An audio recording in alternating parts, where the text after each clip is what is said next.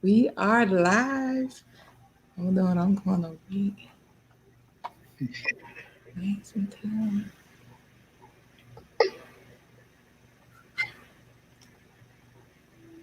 Oh, there it is. Okay. All right, I put the timer on. Lord, I hope I'm doing this right, Jesus.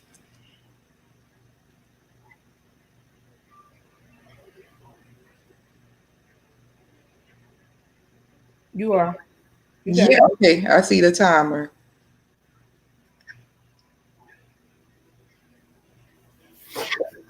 Okay, so just give us a little more time.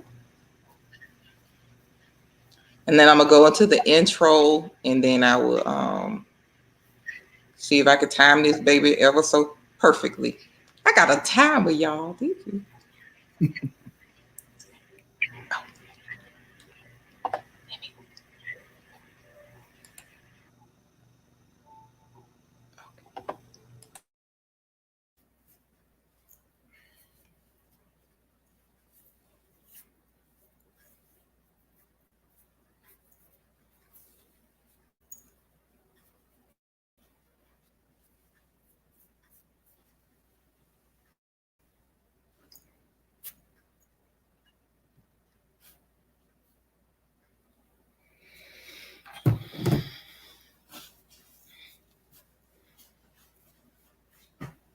Precious wedding right here, baby. Let me see.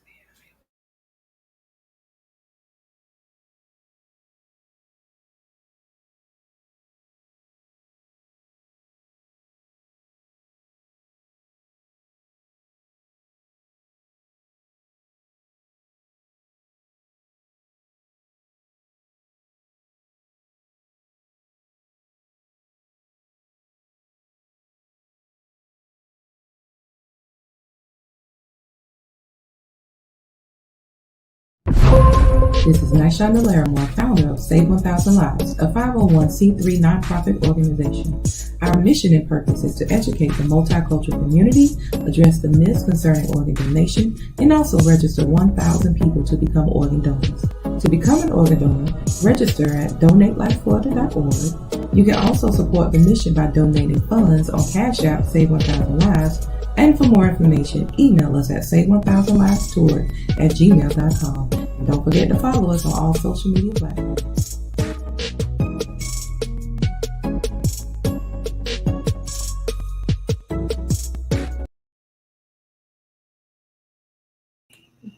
Hello, hello, hello, everyone.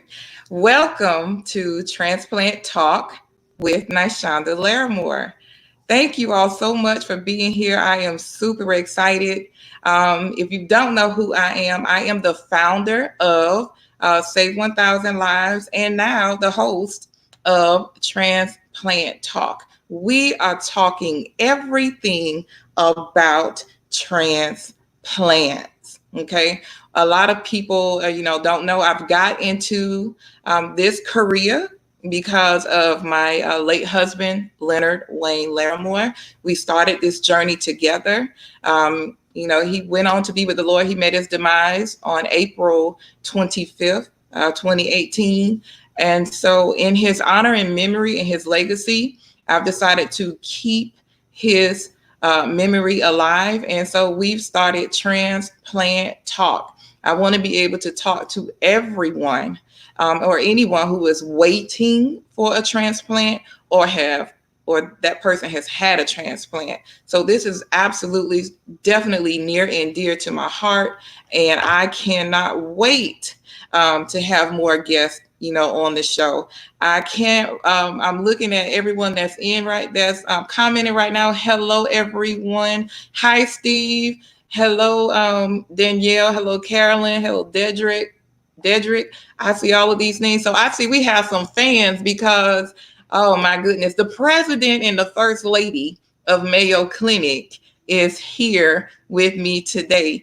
They are my good friends. She is my sister from another mister, and he is my brother from another mother. We met August 2016, before Leonard went to have his, he had to have an LVAD, which is an artificial heart.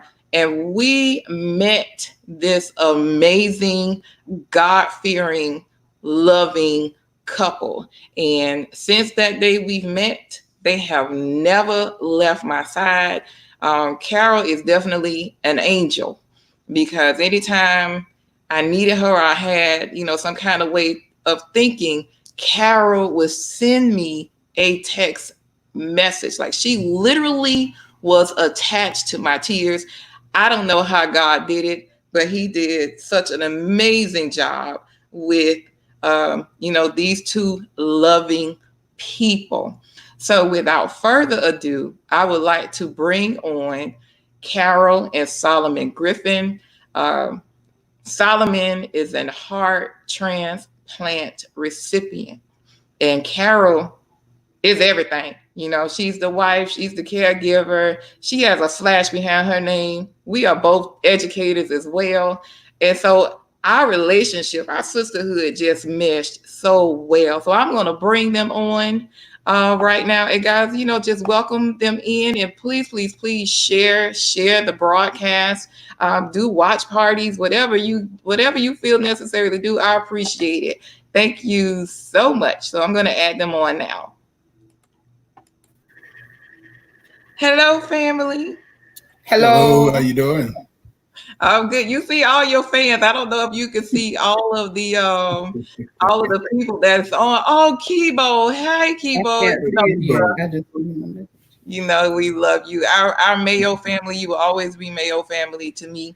Guys, thank you all, so much for being here and hearing their story. It is about time.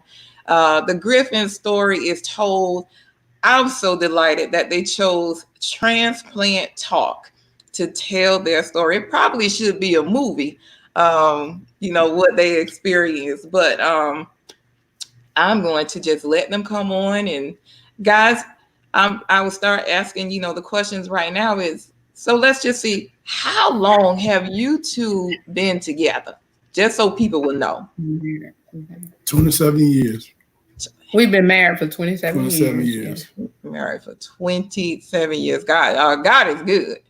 God is good. And I know they still love each other. They still cherish each other. It is such a positive relationship for me when we had our time, at Mayo. And, they're just a godsend to me. I don't know what I would do if they were not in my house, in my life. And I'm honored that God allowed us to cross paths. So it was just a fabulous, wonderful friendship. And just so everyone knows, Solomon, how long ago has it been now since you received your heart transplant? It's been 3 years and 7 months. 3 years and 7 months. Woo. Now here's that question. How long did you have to wait to receive your heart? 6.5 months. That's how long you were in the hospital. Well, I was in the hospital 6.5 months. I was diagnosed back in December 2011. Oh wow. That's a long time. Yes. That is a long time. And let me tell you, this transplant life is not an easy life. No, ma'am. Everything has to be looked after. He needs to be looked after. What had to change when you first found out you needed to have a heart transplant? Well, a lot of things had changed. Some of the things that had to change was my water intake. Your diet. Yeah, my diet. But we was pretty already good on our diet. But the biggest thing was my water intake, because I was doing like 300 ounces per day, and it went down to 50 ounces per day. So that was a big change, to keep the fluid off. So right. Right. I definitely can testify to their fluid restriction. Mm-hmm. The fluid restriction was not fun. It is not fun for anyone that loves to, drink, or even eat, for example, like watermelon or ice cream and pineapples, any of those fruits. That grits even has, the water intake. And that was something I definitely learned about. And it was a little overwhelming because everything you look at, you're like, wait a minute, how much did you drink today? How much did you drink today? And so, you have to figure out a routine to make it to make it happen, and I'm pretty sure Carol, because I was called the sergeant in arms at when somebody get something to drink, because I'm always checking, mark it off on the refrigerator so that we know exactly how much it was that they drunk, doing that throughout the day, and get it on a scale every day to see if you gain a pound or two. So those are all part of the plan, and following that regimen was absolutely important. It was essential to do that. So before you had the heart transplant, how many medications were you taking before the transplant? Before it was, it was probably about 10. Yeah, I say probably about 10. Yeah, 10 pills a day. Okay, about 10 pills a day. That's still a lot. And we know in order to do that, we had to set up the phone for an alarm every time it was time to take the medicine. And I believe Paul did the same thing too, because we would be looking around like, okay, whose phone is that? Because you need to make sure you take your medicine, at a certain time. But before all of this happened, before you experienced, knowledge of, how long you were definitely waiting for a transplant, what was your occupation? What were you doing? And did that contribute to your needing a heart transplant? No, it comes from, my doctor said it comes from a long line of being diabetic and high blood pressure patient. Yeah. So it was a long road from that, what caused it. Okay. So a lot of people, they don't understand that. Well, a lot of people, for example, are healthy. They didn't have any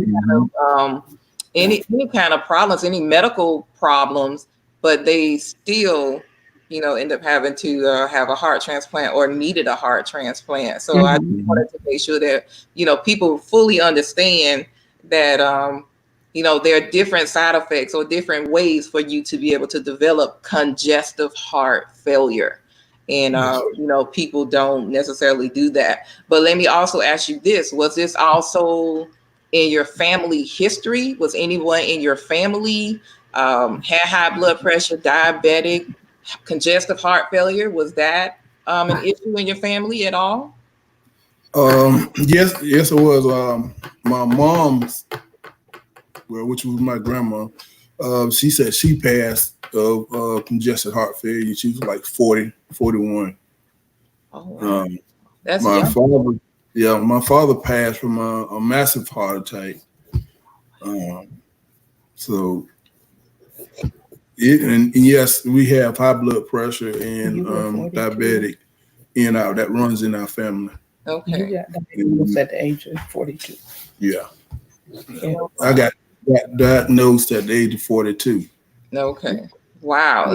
And still so young. People will expect you to be 60, 70 years old with congestive heart failure. And we all know that that's not the case.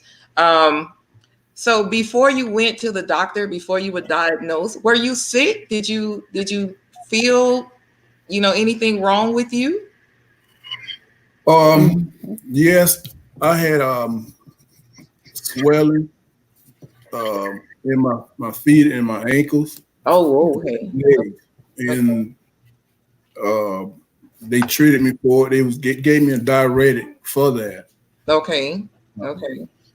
So it was more or less that was one of the symptoms of it. Okay. So you saw it. You saw hands and feet swelling. No. Um, Yes, but at that time we didn't realize that it was symptoms of heart failure. mhm. One of the reasons why is because he was working full time and part time, Oh, wow. working out at the gym 5 times a week, Okay. and that was a lifesaver. Him Okay. going and working out, because had he not been doing that, then the situation would have been totally different. So yeah, Hmm. That. it was hard for us to even know that it was heart failure. It's just like, Mhm. okay, take the diuretic, the water pill, and it'll pull the fluid off. Well, didn't realize the purpose of it was because the heart wasn't pulling the fluid out of the body like it needed to. So, but he was feeling shortness of breath, like he Okay. may have had bronchitis. We ended up in the ER, and they treated him for pneumonia. 2 weeks later, he was feeling the same way after being medicated for 2 weeks, and went to the ER again and ended up being admitted to the hospital and being diagnosed. Okay. Okay. Now, Carol, being a caregiver myself, Mm-hmm. how did this news affect you? How did you take it? Knowing Oh that, my. that huh? I just said, "Oh my!" When the Oh, doctor walked in, and he said, "Well, Miss Griffin, this is what it is."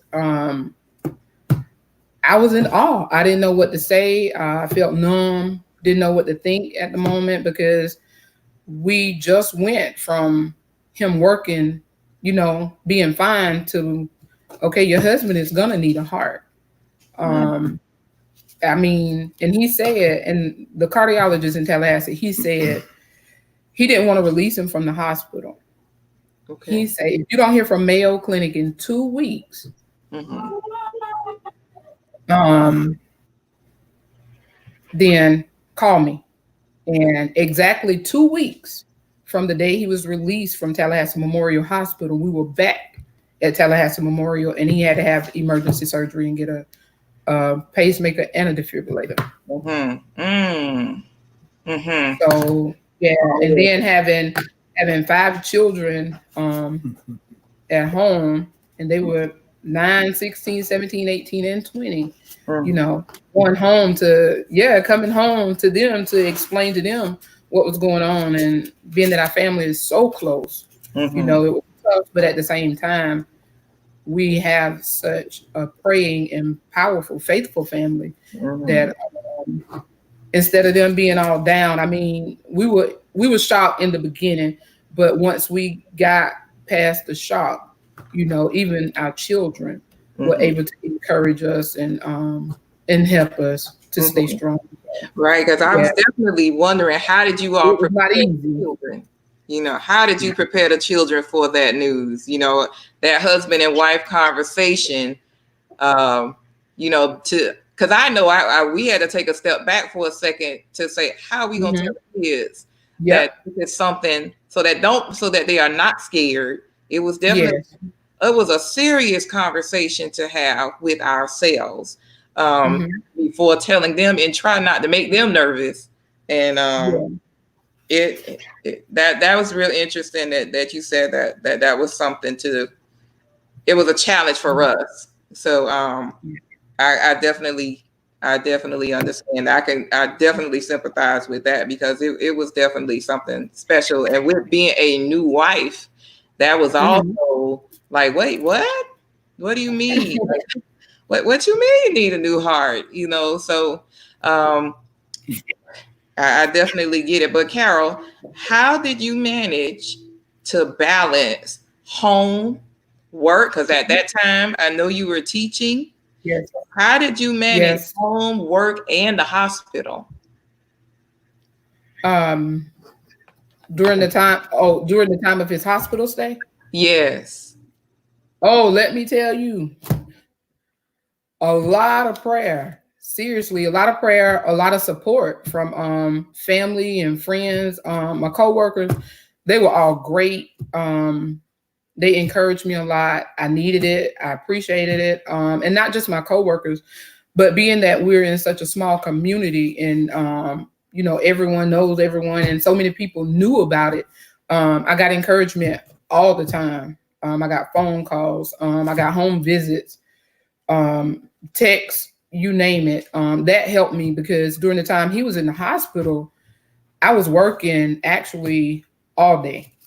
I would teach all day. I would do Boys and Girls Club in the afternoon, and then come home and, the usual, because I was drop dead tired by then. But I also had to make time to try and call him every day.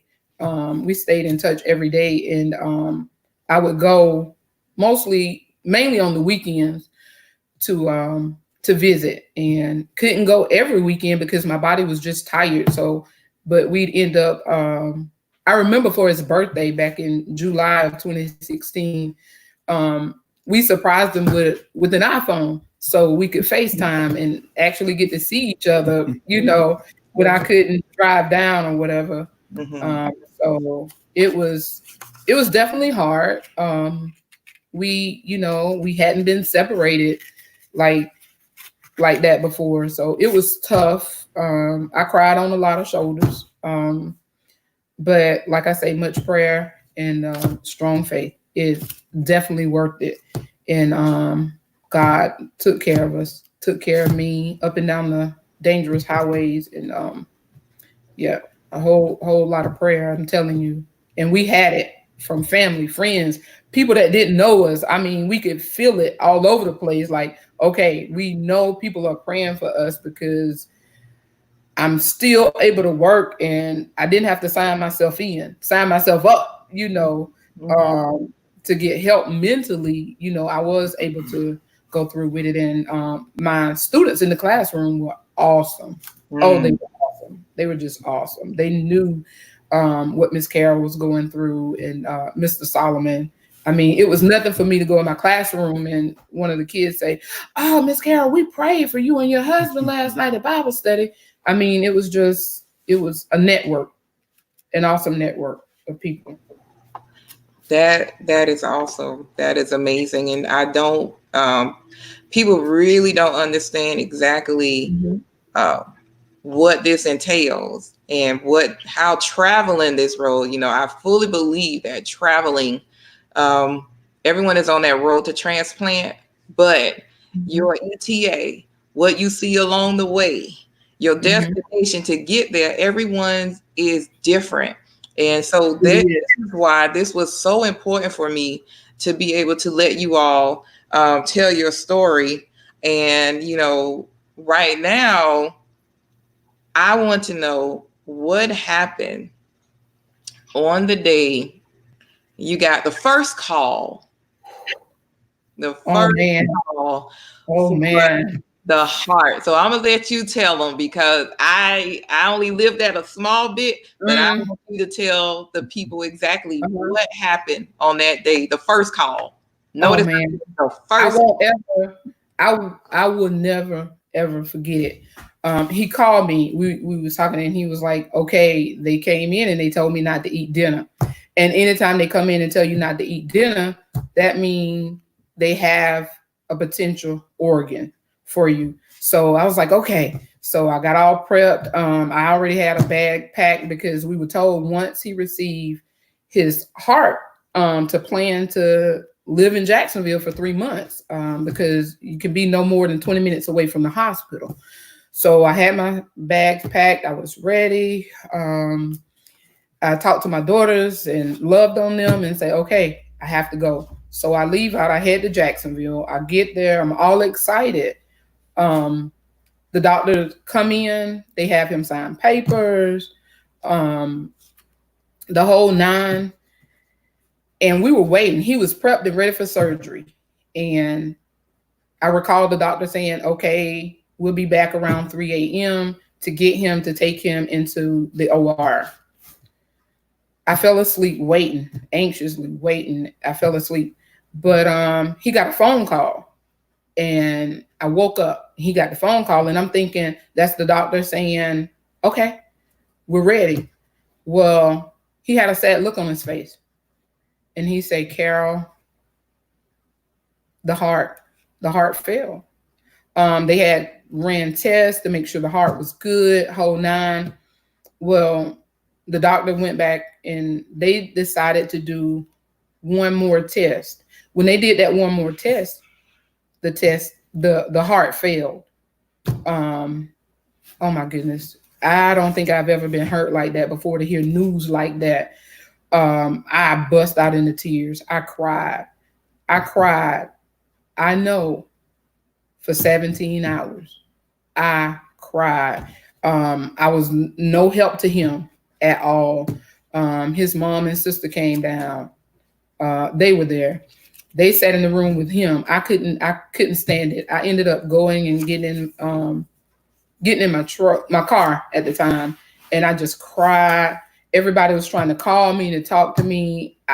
I didn't want to hear it in the moment. And I just kept saying, I didn't ask God why the heart failed. I just needed to understand why you got us this close and not allow it to go through when you have shown us what's going to happen. And I was just hurt. There's no other word for it except hurt. And I do remember this one guy that he was next door neighbors with while he was there. His wife, I encouraged her a lot. And we were sitting outside after I had done all that crying. I decided to go back up to the room and talk to him, as if it was his fault that he didn't get it. So I say, okay, I'm ready to talk to him now. So I go back up to the room to talk to him, and he say, let's get out of this room. Let's go outside. Come on, let's just go outside, just chill. Still didn't want to hear all that, but went outside, and we sat outside and we were talking. And the same one that I encouraged, she came to me, Sherry Waldman. She came to me and she said, Carol, you can't lose faith. You are the reason I regained my focus. And when she said it, I don't even know if she remembers saying it, but I never forget it. And she said that to me. And though that's not what I wanted to hear in the moment, I wanted somebody to feel sorry for me. It's like, okay, can't y'all see I'm hurting? Who's gonna feel sorry for me and come? You know, misery loves company. I'm like, I need some company right now. I'm miserable. Come on, I need somebody on my side. Right. But she spoke those words, and she was straight face serious. Wow. And I had no other choice but to sit back and think about, okay, Carol, how are you gonna give up? You've encouraged somebody else, and now you want to give up. And she, in turn, poured that encouragement back into me, and that made all the difference. Her words. And from that point on, I just pressed my way. And I was like, God, you've been here all this time. You haven't left us. I know you're not going to leave me now. And after getting past that point, and one of the nurses, she told me, she said, you'd rather the heart fail before going in his chest than for it to fail once it get in there. And as time went on, I was able to accept that and appreciate the fact that the heart failed before going in his chest. And that's what really made me appreciate the situation all the more. I mean, I had a big attitude toward the doctor, a real big one. And he was looking like, but I didn't do anything. And Solomon looking at the doctor like, I'm sorry, but I tried to tell her, but so, but I got past all of that. And once again, much support, a lot of love and support from family and friends. Well, it was tough. I want you to explain, because that was the first time for our guests that's watching. Explain to them what a dry run is, since they don't know. Okay. You want to talk about it? A dry run, what that is that they have a potential heart for you. Mm-hmm. And like I say, they what Mayo do is they'll send out their own doctors, and they would go and they'll check this heart out for themselves. And then if it's good enough, they would call back and let the doctors know. And then they would come back and they'll do another test. And what happened is, like with that one, it didn't pass the final test. And so a dry run is you have everything ready. Prepared. You be prepared to go into surgery. And then it's just like everything just come to a complete stop. That's it. And that's what why they call it the dry run. Yeah. And that's it until the next time they get a potential heart. And you can go through more than one dry run. Oh, yeah. Yeah. Yeah. And we know how heartbreaking these dry runs are. However, it is a necessary evil, I would say, to go through to make sure that that everything is okay. So I want to now push us towards the day of the transplant. No more dry runs. The day of the transplant, the call came. Finally, the doctors say the heart is good. Can you paint that picture for me? Who's in the room with you? I know the whole world was praying, but who is in the room with you? And because I know he's getting prepared. And, Solomon, I will ask how many hours, and Carol might know, because I know she keeps accurate records of how long, you were away. But can you just paint that picture for us on that day?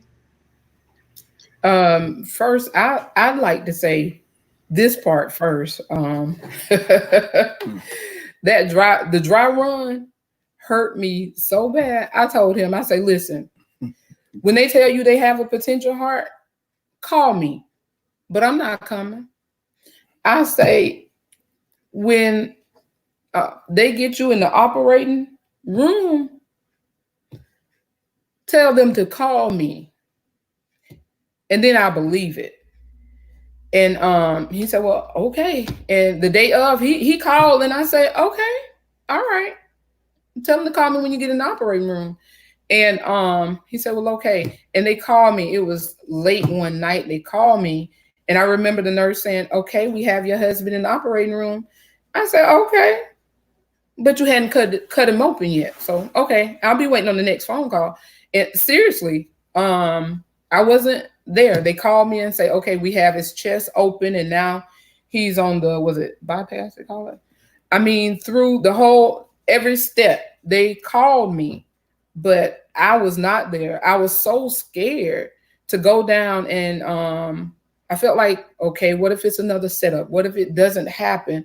And I was just so scared to have to go through that again. I didn't get to the hospital till after he was transplanted. Now I'll let him tell you all about the rest of it, but I'm sorry, I was not there. I didn't know that. Yeah. Yeah. His mom and sister went down. Yeah, they was there. But I was just so hurt from before. I don't know. But the doctor came in, and he liked the joke, and so he came in, and he said, Solomon, he said, I believe we got a heart, And I was like, okay. I said, okay, that's fine, And I was in the room by myself at the time when he came in. And he said, well, Solomon, he said, I'm going to be honest with you. He said, the heart that you're receiving, he said, is just not no regular heart. He said, this heart is a very good heart. And he told me, he said, they usually don't give you any information, but he told me, he said the heart was from, Florida. It was from the state of Florida. And young guy. He was young. He was in his 30s. Early 30s. Yeah. Mm-hmm. And he said the heart is very, very good. And so I was like, well, okay, and he said, well, we need to go ahead and do everything that we need to do, because you got to go, they got to come in and they got to get, it seemed like a whole, they take all kind of vials of blood. You got to, take a shower, and, got to do your sanitizing and I think what else it was. I had to go and get a chest X-ray. Can't eat. Yeah, I couldn't eat. But you had to go. I had to go and get a chest X-ray to make sure that this heart would fit in my chest. And see, that's what a lot of people don't know. It's a lot of stuff that goes on about getting a heart transplant, that some of it you don't find out until after you get into the hospital. But yeah, that was one of the couple of things that they had to do. They had to prep me and like I say, take chest X-rays, different things like that. I want to just bring attention to something real quick, just in case our viewers don't know, because you mentioned the size of the heart. But for the people that don't know you, how tall are you? 6'5". Okay. So, and that also had, it played its part in him staying in the hospital, for over 6 months. Your height, your weight, someone that's like 5'6", my heart would not fit into his body. It would have to work overtime just for it to work and to keep him alive. So this is why my quest to register 1,000 people is necessary. And we need a lot of African-American males, definitely 6 feet and taller. And your weight matters, so height, weight, blood type, all of those things, really matter. A lot of people, unfortunately, don't know their blood type. So if people understand that part, then I think, more people will understand, why did Leonard pass away? Because Leonard was 300 plus and 6'1", and there were not a lot of, big men that were, as donors. You would need to get somebody from, the NFL to come and be an organ donor to, that if they met their demise, they would say, yes, I would do that, And so with Leonard and Solomon having that size frame, it makes it even more difficult to get an organ donor, because, we met, my first interview was with the Brisbys. He was able to get a heart in 5 weeks. And then you all just told me about another young lady who was in the hospital. How long before she received hers? It was 2 to 3 days. Yeah. So it depends. If we have 113,000 people in this country waiting for the gift of life, in Florida, we have over 5,000 people that's waiting for the gift of life. So that's why my movement, my transplant talk, is to be able to bring awareness, inform, and educate people about organ transplant. And so we know you went through that. How long were you in surgery? Oh my goodness! That's the one thing I don't remember. Was it 7, 8? No, I was 4 hours. Oh, okay. It was 4 hours. Okay.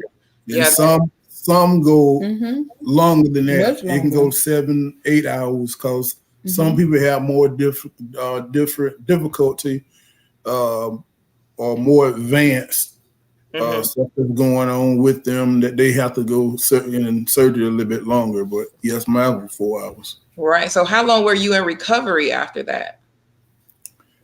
I was in there for I think a day, 2 days. So you were under for 2 days? No. Oh, wow. You came hours later. Yeah, I came out hours later. Yeah. Wow.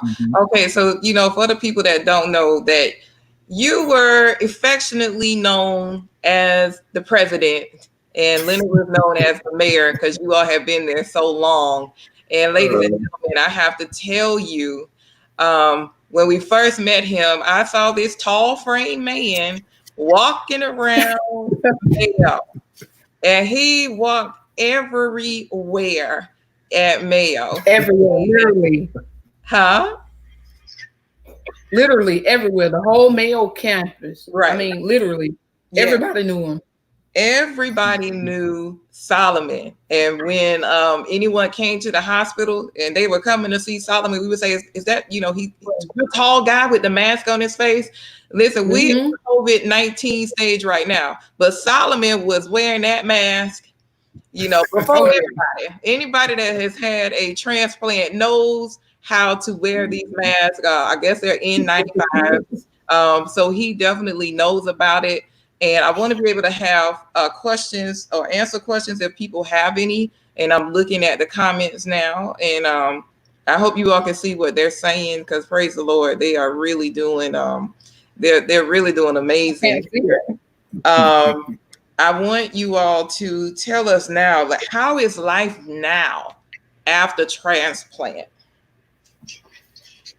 It's I can just say it's glorious, because that's his take on it. That's his take. It's glorious because of one thing. Diagnosed with congested heart failure. Your heart is very weak. It's so weak that you can't hear your heartbeat. And after you have the heart transplant, you hear this noise, and you just hear this real loud thumping noise, and you get scared because you don't know what's going on, because you haven't heard your heart in so many years. But then when you get a heart transplant, you can hear this heart, and it's pumping, and then it just looks like it's just banging. He was so emotional, and he was like, "Carol, oh my gosh, I can hear my heartbeat. I can feel it beating in my chest," because beforehand, oh man, it was like the doctor explained it being like this, like barely. Oh, well, let's educate people. What was your EF? Because people don't know what EF even means. That's your fraction. Yeah, fraction. Mine was 15 and 10. I think right before the him getting the pacemaker and defibrillator, his heart was only beating like 20 something beats per minute. And the doctor was like, "Mr. Griffin, how in the world are you sitting here talking to me, and in your right mind, you were supposed to be dead?" Wow. Look at God. Yeah. Wow. Yes. Wow. He said at 20 heartbeats per minute, he said, right now we supposed to be putting a defibrillator on you right now. And he was sitting up talking to the doctors like, I'm good. Yeah, I'm fine. And they said, "Are you to the bathroom? Your chest hurting?" I mean, everything. He was like, "No, I feel a little pressure, but I'm fine." And then by the next morning, the doctor was like, "Mr. Griffin, you have a decision to make." And he was hesitant, the doctor say, "Mr. Griffin, get this device, or you could go ahead, ma'am, you can go ahead and call the family and tell them to come on in." Wow. And the reason why that was because I was big on, I'm going to Mayo Clinic, That's why I was hesitant about getting. I was like, "You're not gonna make it to Mayo Clinic, sir." gotta get that device. That is that's so. All right, so I have a few more questions. After you had the transplant, how many pills are you taking a day? What's your medicine intake? It's about 20. It was 20 plus pills a day. Yeah. Okay. for the remainder of the time that he's here. Yeah. Mm-hmm. Yep. Mm-hmm. Because the heart that I have, like you say, which you know, anything that go in your body that's foreign, it fight against it. And that's without those medications, without those anti-suppressant medicines, it will kill the heart. Wow. And again, people don't understand. You have to take this for the rest of your life. For the rest of my life, yes. As long as you are here, you have to take these medications. Are the medications expensive?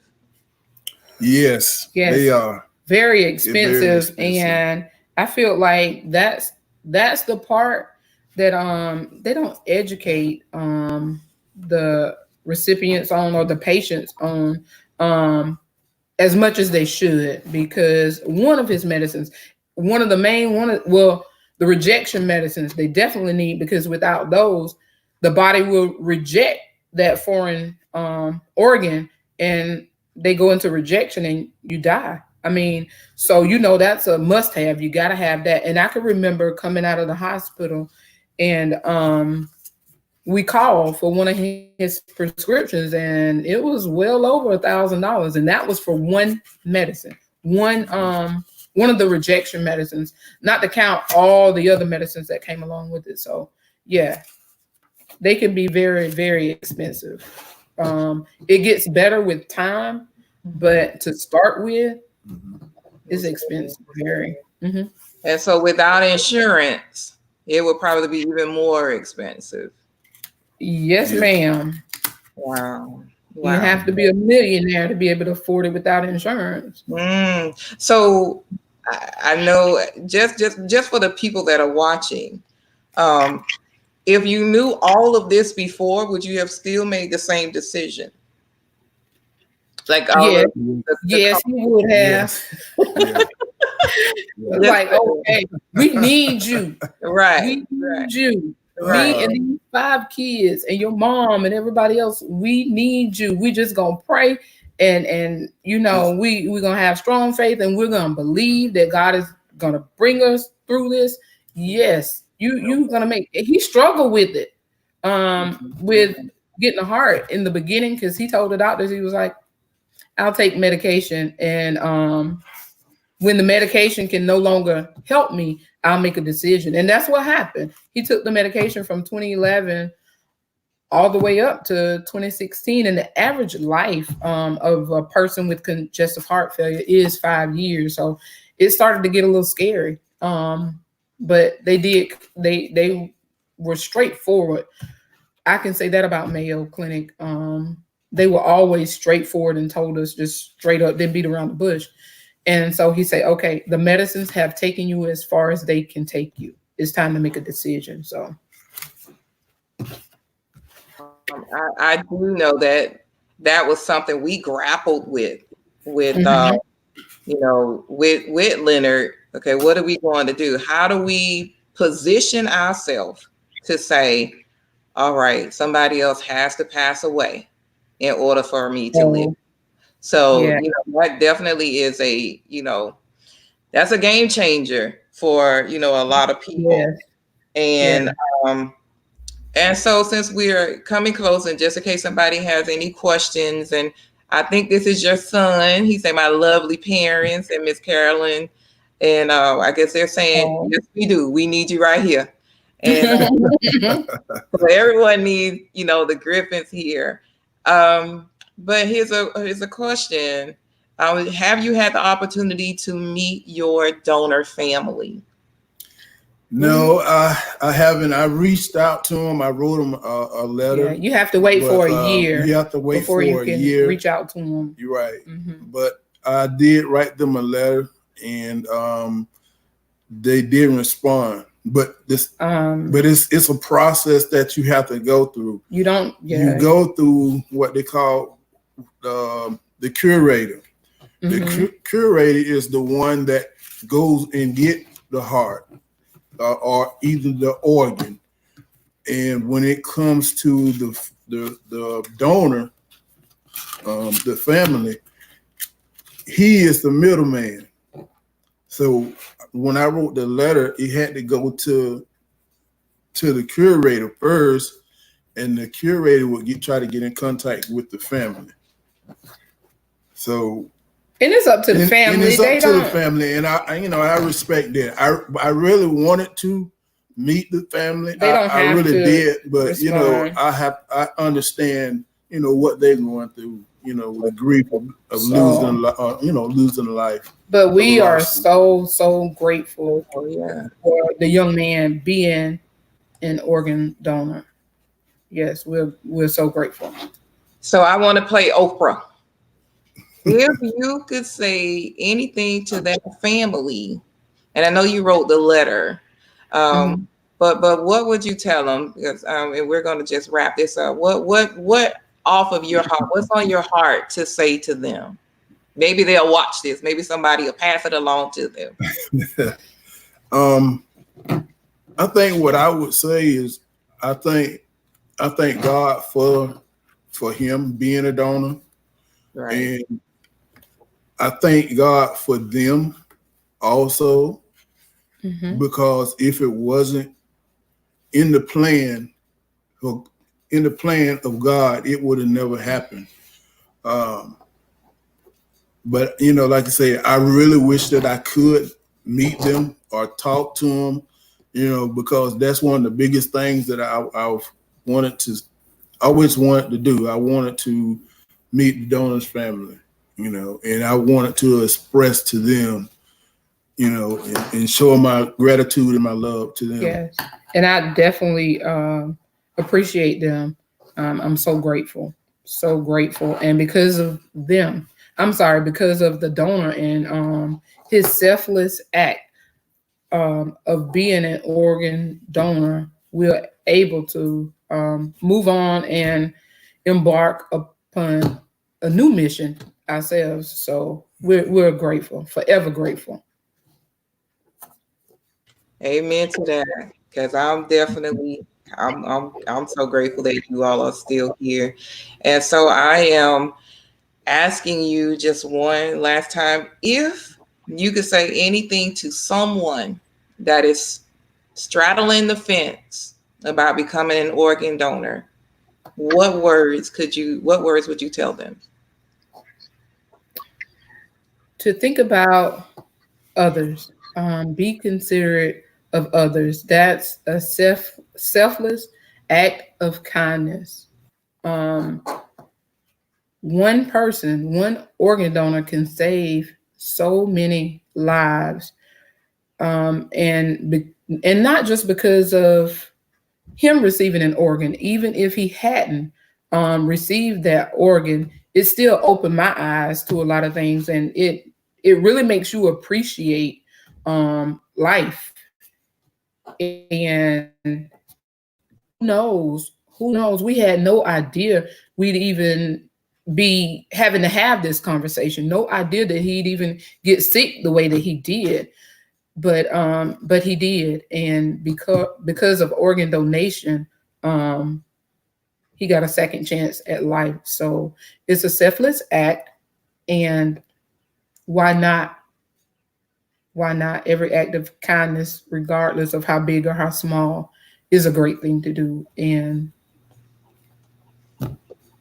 we grateful. Became organ donors. I would definitely be grateful. 18-year-old. At the age of 16, she decided, I want to be an organ donor mom. I want to help save somebody's life if I can. So.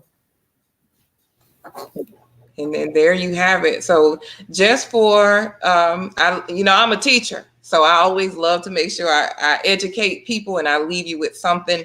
There are which organs, I don't think people understand which organs can be transplanted. But your lungs, your kidneys, your heart, your liver, your pancreas, and small intestines. And also your cornea, your heart valve. These are the tissues that can be transplanted, the bone, ligaments and tendons, all of these different things, these different organs and tissues can help save someone's life. And I can't wait for everyone to hear this story even more. I hope everyone on the page will just share, so that everyone can learn about organ donation and organ transplant. Naishanda, Yes. I like to mention this also. You can be a live donor. A lot of people, when they think about organ donation, they think about, okay, when I pass away, somebody, you can be a live donor, especially a kidney. I know that, And I have several people now that I've met that were living donors. So, I really want the people to understand that. And my family, I definitely love you all and I appreciate you all. You have any final words before we leave? Hey, to your family, I don't know. We want people to reach out to us, right, especially if they have questions or whatever. Reach out to us. We'll be more than glad to take the time to answer questions and encourage, motivate, inspire. We love doing that. Absolutely love it. So if they have any questions or whatever, contact us through Facebook. We're more than willing. Yeah, give them that information. Say that again now. Give them that information. How can they contact you? Oh, they can contact me through Facebook, Messenger. He's on Facebook. He's on Facebook now. I know. So yeah. So we can be contacted that way. Okay. So Carol Griffin and Solomon Griffin on Facebook. So just in case you all didn't you don't know their names, it's Carol Griffin and Solomon Griffin. They're both, and it's a picture of him because we have a Solomon Jr. that looks just like his dad. Yes, a picture of Solomon Sr. and mine is a picture of a heart-shaped cloud.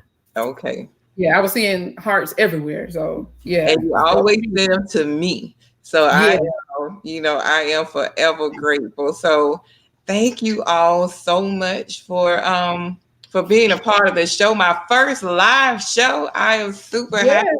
And thank you everybody for being on the show. Thank you all so much. Thank you guys. Thank you. Thank you. What to say? I said thank you for having us on. Oh, yeah, I've been waiting for this. Oh yeah. We've enjoyed it. I've been waiting. So thank you all so much. So I'm gonna say goodbye to you all, and I'm gonna say goodbye to them, and I'll talk to you all later. All right. I love y'all. Bye. We love you too. Bye. Okay. So guys, thank you so much for being a part of my first Transplant Talk broadcast. I'm pretty sure this is all of the Griffins family, Miss Carolyn Johnson, Miss Farmer, Miss Atkins, Miss Ash. Thank you all so much for being a part of it. And, thank you, Steve, for even helping me with this broadcast.